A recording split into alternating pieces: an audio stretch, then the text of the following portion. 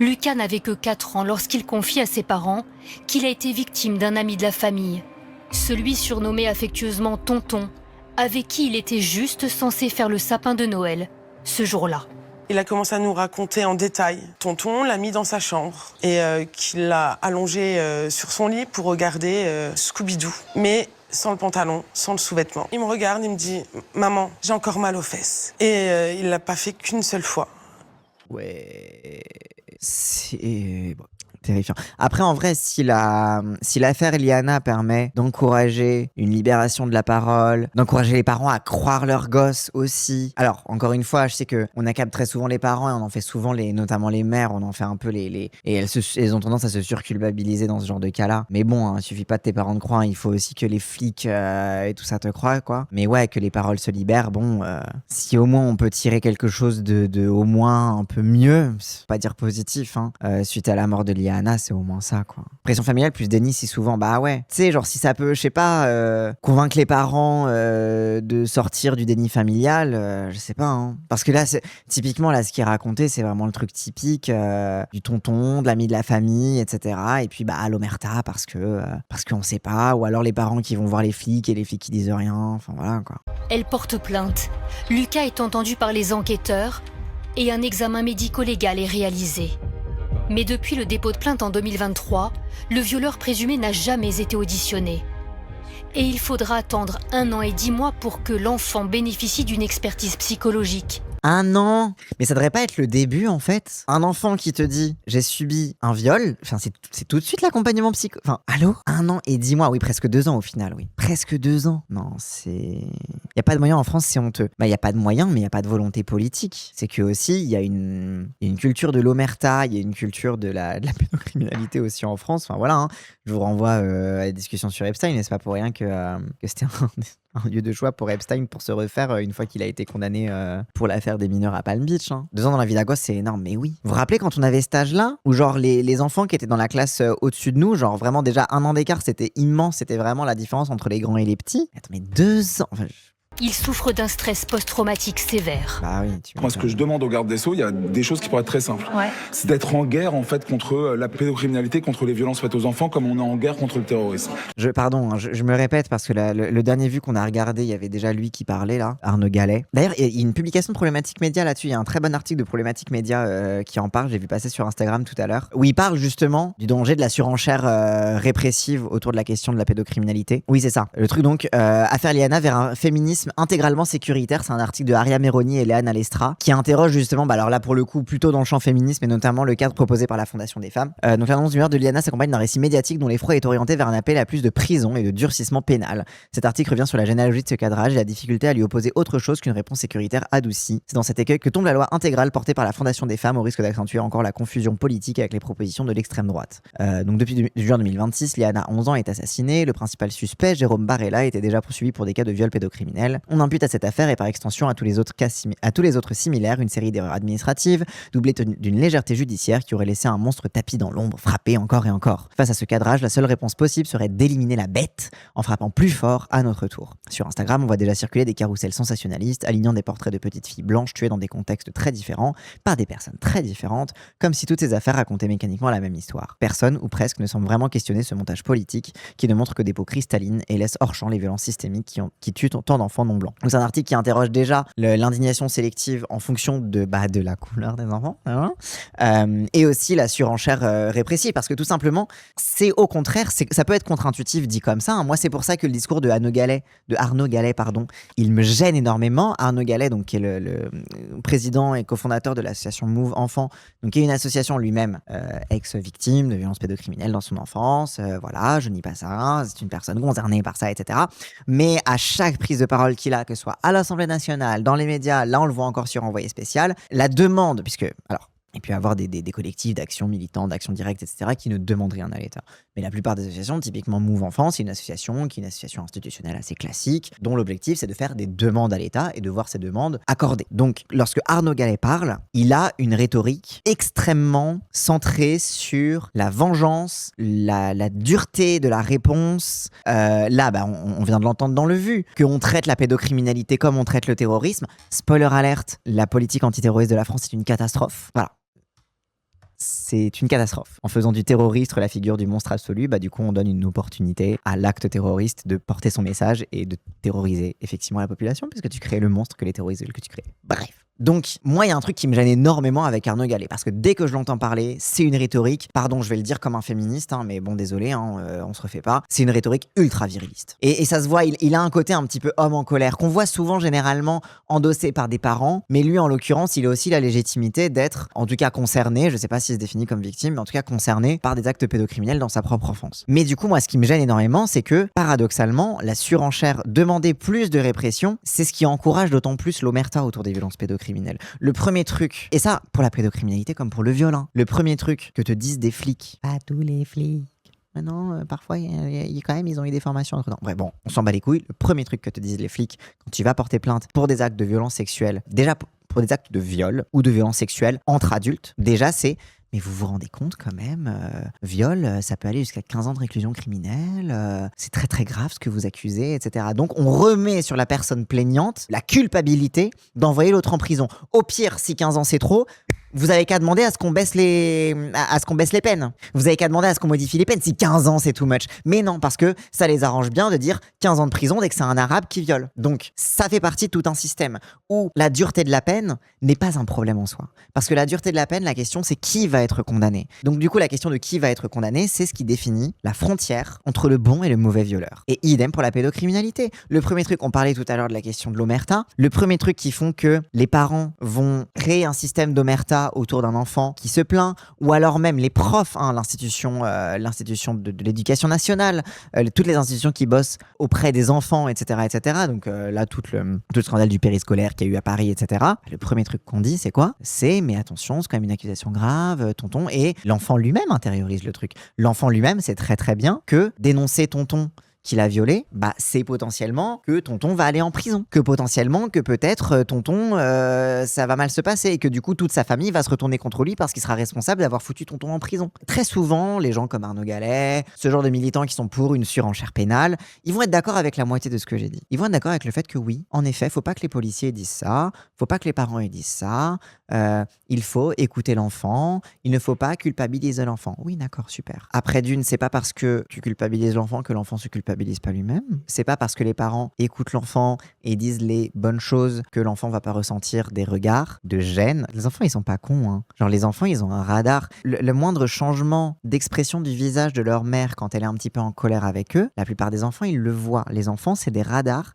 et des éponges à émotions, à micro-signes sociaux, parce qu'en fait, les enfants apprennent comme ça. Ils apprennent par le mimétisme. Tout le monde apprend par le mimétisme. Mais du coup, comme tu es dans une période de ta vie où tu apprends les codes sociaux par le mimétisme, tu es extrêmement sensible aux micro-signes sociaux et à tous les trucs qui peuvent symboliser la frontière entre j'ai le droit et je vais peut-être me faire engueuler. Donc déjà, il y a ça. Donc déjà, demander plus de formation pour les policiers, ça n'empêche pas que, par exemple, à l'extrême droite, il commence à y avoir des gens qui disent oui, il faut la peine de mort. T'as Darmanin ou Retailleau, je crois que c'était Retailleau, qui a dit oui, il faut le retour de la castration chimique, etc. pour les pédocriminels. En fait, spoiler alert, déjà d'une, castration chimique, c'est un acte de torture. Et de deux, en fait, plus vous augmentez la peine, plus vous augmentez la demande de répression, plus en fait, ça va faire retomber la culpabilité sur l'enfant. Parce que plus vous augmentez la peine, plus ils vont se dire ouais, non mais quand même, castration chimique, c'est chaud, moi j'aimerais pas que ça m'arrive. Donc en fait, plus tu fais de la répression, plus tu anéantis le peu de formation que tu peux faire aux flics d'accueillir positivement la parole de l'enfant. Déjà il y a ça. J'ai vraiment l'impression que c'est de l'omerta caché, protéger l'agresseur, que juste de ne pas croire la parole de l'enfant. J'ai jamais eu l'impression qu'il y a une à quelconque avancée pour la protection et la prise en charge des victimes. En vrai, c'est les deux, quelqu'un d'autre. En vrai, t'as de l'omerta. T'as de l'omerta parce que il y a un statut social, parce que tonton on l'aime bien, parce que peut-être que tonton il a plus de fric, parce que peut-être que tout simplement tonton en a besoin pour s'occuper des grands-parents. Toutes ces choses-là. En vrai, toutes ces choses-là, il y a de l'omerta. Il y a une forme de protection. Comment dire, quand on parle de l'omerta, c'est pas en mode on va vraiment protéger ce mec-là. C'est pas on va protéger tonton parce qu'on le croit lui. C'est plutôt, est-ce qu'on peut vraiment se le mettre à dos ? Est-ce que ça risque pas de nous aliéner une partie de la famille ? Et quand même, il faudrait pas trop diviser. C'est plutôt la peur de diviser la famille que de la volonté de protéger. Mais de fait, ça finit par protéger la personne. Donc moi, je suis pas d'accord avec le fait qu'il y a pas d'omerta. Il y a de l'omerta quand même. Mais là où je suis d'accord avec toi aussi, quelqu'un d'autre, c'est que lutter contre l'omerta et libérer la parole, ça ne fait pas tout. Ça, c'est clair que ça ne fait pas tout. Parce qu'il y a aussi un travail immense à faire auprès des victimes et des victimes potentielles sur l'intériorisation de la culpabilité, parce que tu peux avoir l'espace le plus bienveillant possible, l'idée d'envoyer tonton en prison, même si c'est pas quelqu'un qui te le dit, même si tout le monde te protège des conséquences, etc., bah quand même il y a un moment où tu es au courant et il y a un moment où ça te fait vriller, que ce soit avant ou après la condamnation, mais il y a un moment où en tant qu'enfant tu te rends compte que bah c'est pas bien parce que tout le monde t'a dit que c'est les criminels qui vont en prison et que c'est difficile d'intérioriser cette corrélation entre la figure du monstre et quelqu'un qui est censé être de ta famille, et ça c'est vraiment un nœud psychologique dans l'accompagnement des victimes de pédocriminalité typiquement, mais même sur la question du viol, même sur la question simplement du viol et des violences sexuelles.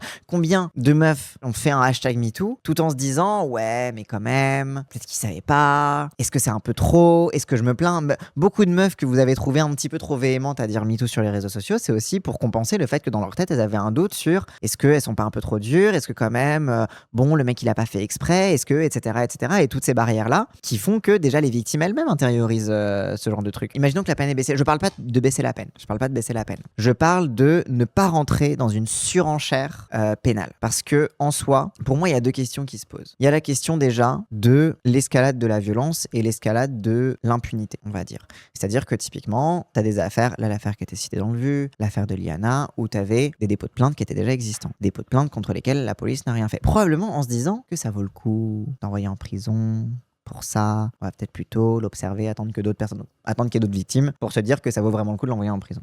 Donc déjà, ce truc-là, ça fait que le fait qu'il n'y ait pas d'intermédiaire, le fait que le premier dépôt de plainte n'amène pas à une ouverture vers une prise en charge, par exemple. Je pense que si les peines c'était 6 mois de travail en assaut contre les VSS, il y aurait autant d'omerta.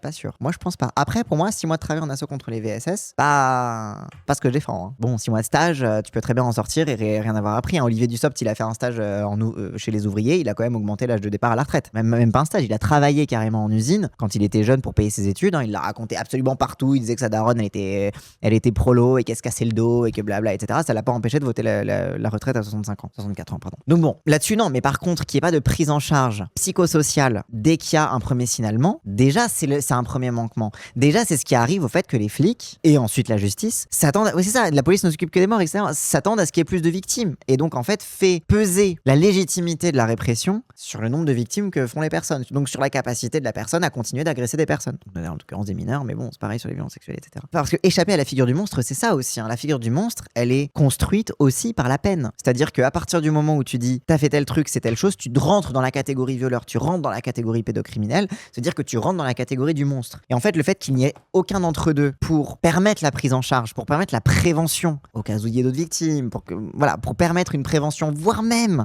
une évolution, une modification de comportement du coupable, et que ce ne soit pas juste on attend à ce qu'il ait violé suffisamment de gosses pour pouvoir l'envoyer en prison et dire que c'est un monstre, pouvoir se dire il y a un signalement sur lui, c'est la première victime qu'on nous signale, peut-être qu'on peut encore modifier son comportement, faire une prise en charge psychosociale, à la fois avoir une prise en charge de la victime, une réparation du dommage pour la victime, mais aussi s'assurer qu'il n'y ait pas de récidive et appliquer une peine qui augmente la chance de non-récidive de la personne. Spoiler alert, en fait, quand il va sortir de prison, il y a beaucoup de personnes qui ont subi des agressions, qui ont subi des violences terribles. Leur agresseur est allé en prison et en fait, juste les victimes, elles ont attendu, comme avec une terreur absolue, la date de leur sortie de prison, parce qu'en fait, la prison ne garantit pas que la personne ne va pas récidiver. Donc, t'as plein de gens qui sont en mode génial, la personne est en prison, j'ai 3 ans de sursis et quand il sortira de prison, je serai de nouveau terrifié. Donc, en fait, c'est ça, c'est que de base, les personnes n'ont pas confiance en la prison. La prison ne fait pas foi de purger sa peine à la société. Personne ne croit à ça. Quand t'as été tolard, tu restes tolard, la plupart du temps. Le truc de il a réglé sa dette à la société, ça marche que pour les hommes puissants. Il sortirait avec l'écran en plus. Ou pas. Ça se trouve, ce mec en prison, il s'est fait violer, il s'est fait violenter, il va sortir avec des traumatismes immenses et il va vivre reclus et finir à la rue ou je sais pas quoi, tu vois. Et après, bon, encore une fois, est-ce que c'est enviable aussi? Déjà, le fait que le seul recours c'est la police, into la justice, c'est un énorme problème. En fait, c'est ça. Et moi, c'est pour ça que ça me terrifie à chaque fois que je vois que le discours le plus écouté médiatiquement, c'est celui de Arnaud Gallet, qui te dit qu'on devrait avoir la même politique, on devrait traiter les pédophiles comme on traite les terroristes. En fait, je remets pas en cause son engagement, je remets pas en cause son vécu à lui, mais c'est le meilleur moyen pour garantir un maximum d'omerta pour les pédocriminels. C'est le meilleur moyen. Puis on commence à mettre de la perpétuité, voire peine de mort. Comme on a entendu sur BFM pour pédo, il n'y a plus de limite. Pourquoi pas étendre au meurtre, au viol d'adultes? Alors, bon, viol. Hein. En fait, déjà, si on met la peine de mort, oui, ça va libérer une violence immense. Et spoiler alerte, étant moi-même gay, étant moi-même trans, même si c'est pas les hommes trans qui se sont fait traiter de ça toute leur vie, ça va très très vite de se faire accuser de pédophile parce que, je sais pas, t'es une drag queen. Et que là, il peut y avoir des enfants qui regardent les trucs, et drag queen, c'est un truc sexualisé parce que c'est des hommes qui se déguisent en femmes, et ça peut être qu'un fétichisme. Alors du coup, les drag queens, c'est des pédophiles. Regardez aux États-Unis. Donc bon, c'est vrai que si l'État sanctionne une violence encore plus grande, ça encourage également aux personnes de prendre en charge la violence selon des logiques de justice qui sont les leurs. S'il y a peine de mort, est-ce que ça va aider les gosses qui sont violés par leur père à les dénoncer? Bah non, encore moins. Mais ça va pas du tout aider les victimes, parce qu'en fait, spoiler alert, t'as beaucoup de victimes, t'as énormément de victimes qui ne souhaitent pas la mort à leur agresseur. Déjà, bon, alors là, on parle par exemple des victimes d'inceste pédocriminel, qui est la majorité des actes pédocriminels. Donc déjà, les victimes d'inceste pédocriminel, bonne chance pour te dire, je vais tuer mon père. C'est horrible de foutre ça sur le dos d'un gosse, pardon. Ensuite, bon, désolé, on a aboli la peine de mort pour une bonne raison, on va pas y revenir en fait. Oui, la castration chimique, les conneries comme ça. D'ailleurs, spoiler, en plus, la castration chimique, il me semble que c'était déjà une peine pour les récidivistes. En tout cas, quand j'étais gosse, j'avais appris que la castration chimique, c'était pour les violeurs récidivistes ou les pédorécidivistes ou je sais pas quoi, etc. Je sais pas si c'est toujours le cas, je sais pas si ça a été abrogé. Si ça a été abrogé, tant mieux, parce que la castration chimique, c'est un acte de torture et en fait, ça te transforme en légume, mais ça enlève pas le désir. La castration chimique, ça te transforme en légume. Parfois, ça te rend encore plus violent. D'ailleurs, by the way, c'est pas parce que t'as une castration chimique que tu vas pas violer, hein, parce que spoiler alert, les violences sexuelles sont très souvent décorrélées du désir. Voilà, généralement, les violences sexuelles, c'est de la pure opportunité, quoi. Bref, t'es pas obligé de bander pour violer. Parce qu'en fait, c'est ça aussi, c'est que la castration chimique, ça appartient vraiment à une époque où tu croyais que viol, c'était zizi dans vagin, et que en fait, viol, c'était un homme qui aime les petits enfants et que ça le fait bander les petits enfants et qui va violer son enfant avec. Non, en fait, non. En fait, les violences sexuelles, c'est aussi de la pénétration digitale, c'est aussi des attouchements, c'est aussi voilà, l'image du viol comme définie uniquement par la pénétration vaginale avec un pénis. On en est sorti, c'est fini, et fort heureusement, parce que ça permet justement de mieux prendre en compte la question des violences sexuelles. Bref. Aujourd'hui, la peine de castration chimique est considérée comme agissant sur la libido, elle est censée être réversible. Donc ça existe encore, la peine de castration chimique? Ça devrait pas exister, ça devrait juste pas exister. Donc on fait quoi avec les gens qui violent des bébés concrètement? Déjà, c'est intéressant que tu dises bébé, mais vas-y. Qu'est-ce qu'on fait avec des gens qui violent des bébés? Bien sûr qu'il y a une peine. Mais en fait, on va pas juste les enfermer en prison. On va aussi mettre en place des peines éducatives, des accompagnements psychologiques, voire psychiatriques, de savoir comment est-ce que ton cerveau et tes conceptions de l'empathie, de la vie humaine ont été abolis à partir du moment où tu as vu cet enfant. Et surtout, qu'est-ce qu'on fait avec les gens qui violent des bébés? Déjà, on prend soin du bébé, on prend soin de la victime. On fait en sorte qu'elle soit bien entourée, qu'il n'y ait pas 2 putains d'années à attendre pour qu'il y ait un accompagnement. Et là, encore une fois, tout à l'heure dans le vu, il parlait d'une expertise psychiatrique, pas d'une prise en charge. Et ça, c'est un truc que je défends sur absolument tout, hein. Là, je sors de la question des violences sexuelles, je sors de la question de la pédocriminalité, etc., etc. Mais en fait, il faut à tout prix pouvoir distinguer les victimes des agresseurs dans la prise en charge judiciaire. Parce que lorsque une personne porte plainte, il y a une double demande. Dans la plupart des discours que j'entends, il y a une double demande. Il y a une demande de réparation. Je veux avoir la paix avec ce qui s'est passé. Je veux clore ce chapitre. Je veux que ce soit fini. Bon, alors du coup, généralement, les auditions avec les keufs, puis si jamais il y a une audience auprès du juge et s'il y a un jugement, etc., généralement, ça retraumatise les plaignants plus qu'autre chose. Mais bref. Donc la première demande, c'est de pouvoir clore le chapitre, de pouvoir se soigner. Ça, c'est sur la première.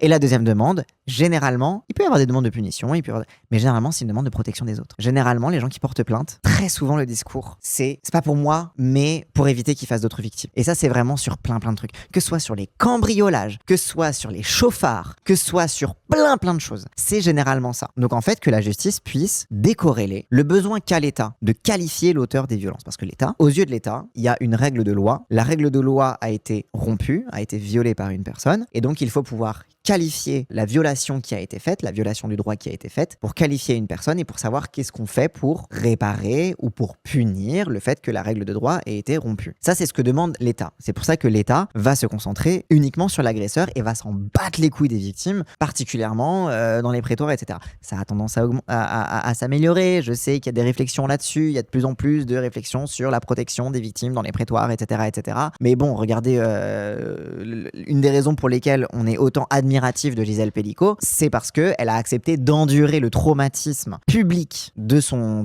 procès dans l'espoir de faire avancer la cause. C'est bien pour ça, c'est parce qu'on sait que c'est traumatisant. Donc déjà, que l'État prenne en compte le fait que lorsqu'il y a une plainte, lorsqu'il y a une rupture du contrat légal, du contrat social, que l'État puisse distinguer entre le besoin que l'État a de qualifier l'agresseur, qui a certains besoins, hein. Il y a quelqu'un qui a fait un truc, on a prévu que c'était pas bien, alors du coup on fait en sorte qu'on lui dit que c'est pas bien, on le punit, on fait en sorte de voir comment est-ce qu'on peut le réhabiliter ou pas, etc. etc. Ouais, ça c'est l'État. Mais aussi que l'État puisse décorréler ça avec le soin de la victime. Parce que jusqu'ici, l'État considère que tant que l'agresseur est puni, la victime est soignée. Sauf que c'est faux. Toutes les victimes le disent, c'est entièrement faux. Et donc en fait, que l'État puisse prendre en charge séparément, spécialement aussi la victime. Que la prise en charge de la victime ne soit pas corrélée au fait que l'agresseur soit condamné, par exemple. C'est-à-dire qu'une personne dise « j'ai été victime de quelque chose, j'ai été victime de violence, du stress post-traumatique, je ne dors plus, etc., etc. J'ai quelque chose en moi qui s'est brisé, mon rapport au corps. » Ou alors même quelqu'un qui s'est fait cambrioler. Très souvent, l'État va considérer que, par exemple, si tu as quelqu'un qui t'a cambriolé, l'État va le condamner et va le condamner à te rembourser ce qui t'a cambriolé, par exemple. Et donc du coup, bah voilà, hop, le mec est condamné et la victime est réparée. Sauf qu'en fait, dans le cas des agressions physiques, des agressions sexuelles notamment, c'est absolument pas le cas. Le tort psychique et physique qui est fait n'est pas réparable par le simple fait que le mec il peut pas rembourser un viol. On ne rembourse pas un viol. On ne rembourse pas un attouchement. On ne rembourse pas un tabassage. Ça ne fonctionne pas comme ça. Donc que l'État puisse prendre en charge séparément la victime, que quelle que soit l'issue du jugement, quelle que soit l'issue du procès, que le mec soit en prison ou pas, que les victimes aient intégralement, gratuitement, sans condition, accès à des soins psychologiques, à un accompagnement psychosocial, à une capacité à se protéger, etc., etc. Même les cambriolages, les gens sont traumatisés, ils sont pas tranquilles chez eux. Oui, en vrai de vrai, c'est vrai que j'ai donné l'exemple du cambriolage parce que je pensais justement au traumatisme de l'intranquillité de chez soi. C'est vrai que quand tu te fais cambrioler, c'est très très difficile. Beaucoup de personnes, et la plupart des gens parlent du fait qu'ils ne se sentent plus chez eux. Il y a un côté, quand on parle de violation de domicile, il y a un côté viol de l'intimité, le fait que tu te sens ouvert aux 80, etc. Il y a des dommages psychologiques qui sont très très réels sur les cambriolages. Mais c'est pour ça que je voulais me concentrer plus sur quelque chose sur lequel on peut pas dire ouais mais c'est bon, ok, t'as ta thune, tu vois. Non, aucune thune peut réparer la violence physique, etc. Première étape, qu'ils prennent les plaintes déjà, après on en parlera.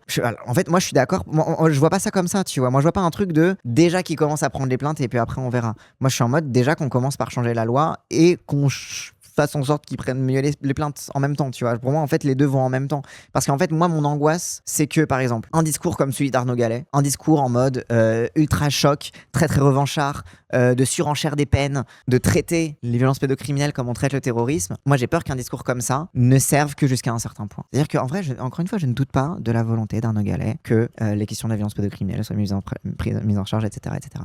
Sauf qu'en fait, il est en position de faire une demande à l'État. Et l'État peut sélectionner ce qu'il va accorder de sa demande. Et donc, ce que l'État va accorder de sa demande, c'est le volet répressif. Ça va être la capacité à surfer sur des paniques morales. Ça va être la capacité à désigner les mauvais coupables des bons coupables. Hein, je veux dire, on est quand même le pays qui a accordé quasiment l'asile culturel à Polanski, quoi. Bon, voilà. À Jeffrey Epstein, quand même, voilà. On va pas se mentir, c'est la France, quoi. Donc, l'État va pouvoir sélectionner ce qu'il va faire. Et en fait, quand t'as un discours comme ça, qui est un discours de vengeance, qui est un discours de violence rétributive, qui est un discours de gros bras et viriliste, bah l'État va récupérer la partie viriliste, mais va complètement laisser de côté le soin des victimes, parce que ça coûte cher. Après tout, le soin des victimes, ça coûte cher. C'est quand même rembourser des séances de psy, bah du coup, c'est l'État qui.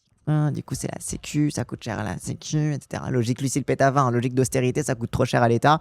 Du coup, comme on est droite, on va pas le faire. Donc bon, mon violeur, je veux pas qu'il aille en prison, par contre, qu'il lâche de la thune parce que pour le coup, ça m'a coûté beaucoup d'argent toutes les années d'errance. Bah ouais, bah tu vois, en fait, moi, c'est un truc tellement. Ce que tu dis, camarade philodendron, c'est un truc que j'ai tellement entendu autour de moi. C'est même un truc que moi, je pense, au sujet du mec qui m'a violé.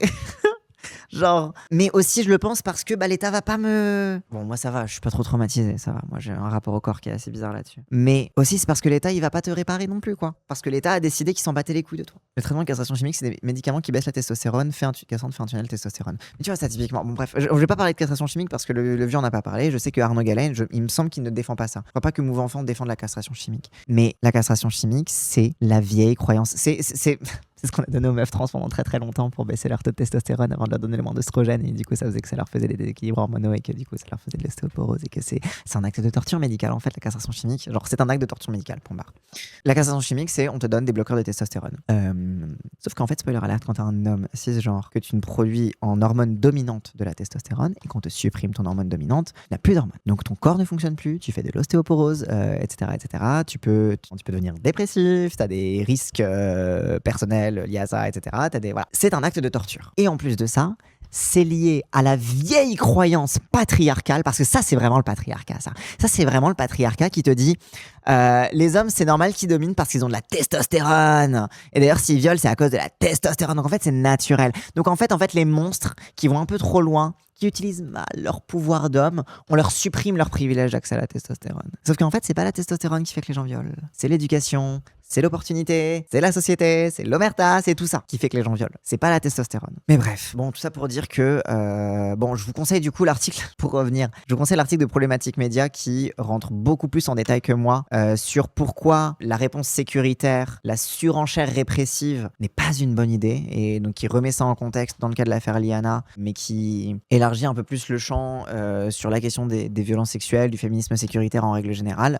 Donc je vous conseille vraiment l'article de Problématique Média qui revient dessus. C'est un article un peu long, mais franchement ça fait partie des lectures qui sont vraiment nécessaires pour mieux comprendre ce genre de choses, parce que ça fait partie des trucs où... En fait, c'est le genre de truc où t'as des militants et des militantes, des penseurs et des penseuses qui travaillent ça depuis des années, et comme c'est contre-intuitif, comme c'est à l'inverse des évidences que l'État, que la droite, de tout ce qu'on nous a mis dans le crâne sur ériger sur la figure du monstre, sur la testostérone, c'est ça qui fait que les gens violent, sur tout ça, en fait, toutes les évidences que nous martèle la société quotidiennement. T'as des gens qui, depuis des années, sont en mode, en fait, non, c'est pas beaucoup plus compliqué que ça, etc. Mais comme ils doivent aller à l'encontre de ces évidences-là, du coup, ça implique de prendre beaucoup plus de temps pour expliquer, parce que, ça implique d'aller à l'encontre d'une espèce de sagesse populaire qui n'a rien de sage, d'ailleurs, et donc de déconstruire énormément de choses dans la façon dont pensent les gens, quoi. Puis c'est comme la peine de mort, ça discute pas. Mais oui, en fait, il y a une bonne raison pour laquelle on a aboli la peine de mort. Et spoiler alerte, c'est aussi en partie, à la fois pour déjà éviter de buter un innocent, parce qu'il y a aussi la question de l'innocence qui se pose. Je sais que c'est un peu pas forcément le bon timing et c'est un peu malvenu d'en parler quand on parle d'une affaire où là, pour le coup, c'est qu'on a un coupable très très clair dans l'affaire Liana. Mais il y a la question de l'innocence qui se pose, encore une fois.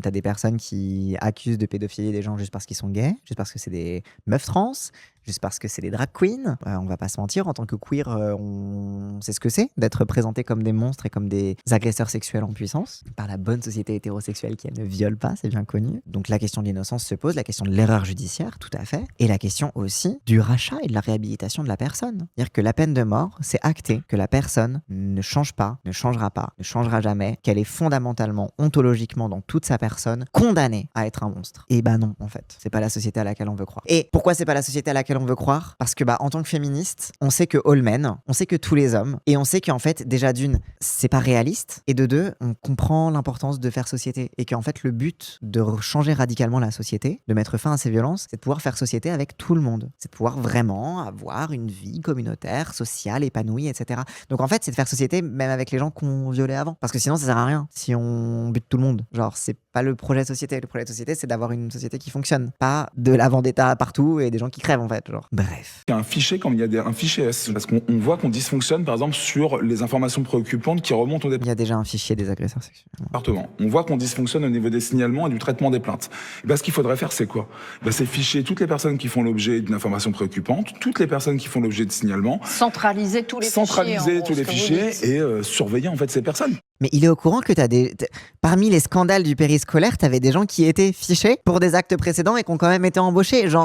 Il est au courant que déjà, les gens sont fichés quand ils ont été reconnus comme auteurs d'infractions sexuelles. Bon, ça veut dire qu'il y a moins de gens qui sont fichés. Mais il est au courant qu'il y a déjà des gens qui sont inscrits au fichier des auteurs d'infractions sexuelles, etc. et qui sont embauchés auprès d'enfants. Déjà ça n'empêche pas les gens de les embaucher. Et ensuite, désolé, mais fichés pour faire quoi?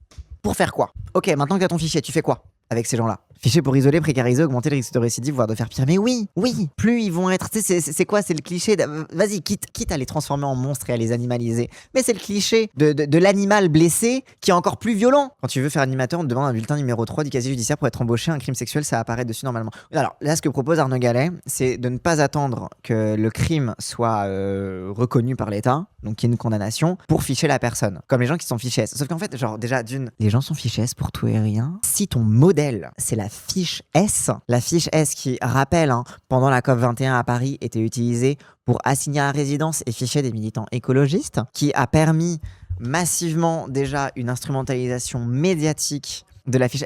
Raphaël Arnaud, le député fiche S, etc. Ah tiens, comment les médias ils savent pas? Peut-être parce que les flics l'ont dit. En fait, tous ces trucs-là, une fiche S, c'est l'exemple même de l'arbitraire d'État, de l'accusation à tort et de comment l'État se démerde pour foutre des bâtons dans les roues de gens avant même qu'ils aient fait quoi que ce soit. La fiche S, c'est vraiment le symbole même du truc qui ne fonctionne pas et qui est du pur arbitraire et de la pure violence d'État. Et lui, c'est son modèle. Bien sûr.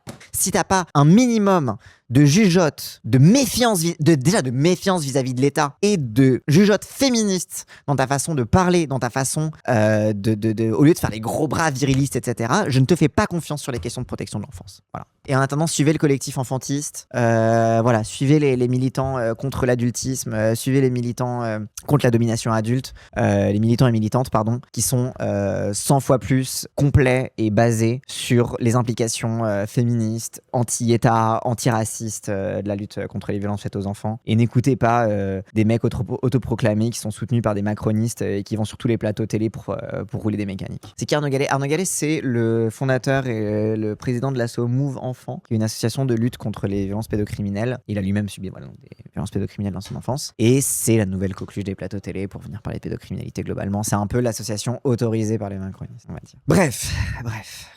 Nous, on réclame effectivement l'imprescriptibilité des crimes sexuels pour les enfants. Ça peut être élargi, à notre sens, pour les femmes, parce que ça serait tellement pour tout le monde. Pourquoi ? Parce qu'en fait, c'est une mesure socle.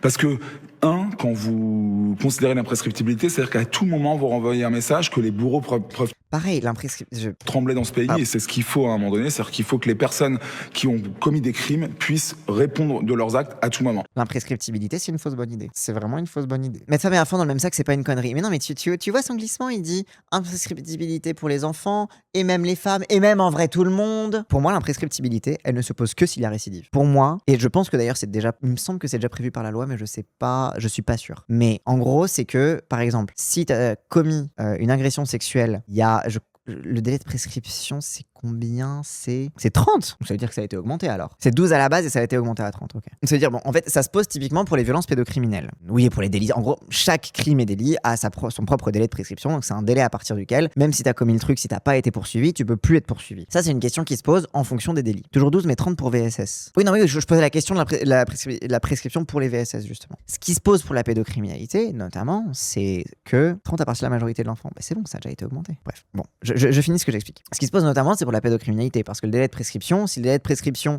il est fini alors que l'enfant a même pas encore l'âge de pouvoir porter plainte, de sortir du système d'omerta familiale, etc., ou même de comprendre ce qu'on lui a fait, bah ça peut poser problème, parce qu'en fait, si tu ne peux pas porter plainte dans l'état actuel des choses, et qu'en fait, très très souvent, notamment quand il y a des traumatismes enfouis, on observe qu'en fait, ça met des années et des années à ressortir un traumatisme, etc., et à se rendre compte que tu as subi des choses, etc., bah du coup, c'est ce qui justifie en fait d'augmenter le délai de prescription. L'imprescriptibilité, c'est encore autre chose. C'est le fait que ce ne soit jamais prescrit. C'est que de toute ta vie, si tu as fait ça une fois dans ta vie, toute ta vie, tu seras poursuivi par ça. Pour moi, c'est un problème. C'est ce que je vous disais tout à l'heure sur le fait qu'il faut distinguer la prise en charge de la victime et la prise en charge ou même la punition. Si on peut parler, je suis pas contre le fait de parler de punition. Pour moi, la question de la prescription se pose s'il y a récidive. C'est-à-dire que si tu as été victime d'un mec il y a 30 ans, mais que dans ces 30 ans, il a continué de faire des victimes, il me semble que déjà, déjà, il me semble que tu peux, dans une enquête, lever la prescription pour inclure les trucs qui ont passé le délai de prescription. Il me semblait que c'était déjà là, mais bref. C'est pour ça que c'est pas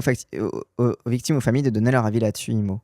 Si, en vrai, si. Les familles, je sais pas, mais c'est au moins mieux que les victimes puissent donner leur avis là-dessus, quand même, tu vois, mais pour moi, on ne peut pas leur laisser... Donc, leur statut de victime ne justifie pas à lui seul la légitimité à parler là-dessus. Mais ça, pour tous les sujets, hein. Sur l'homophobie, sur les questions féministes, sur les questions... Enfin, voilà, sur tout, quoi. Bref. Donc, moi, le problème...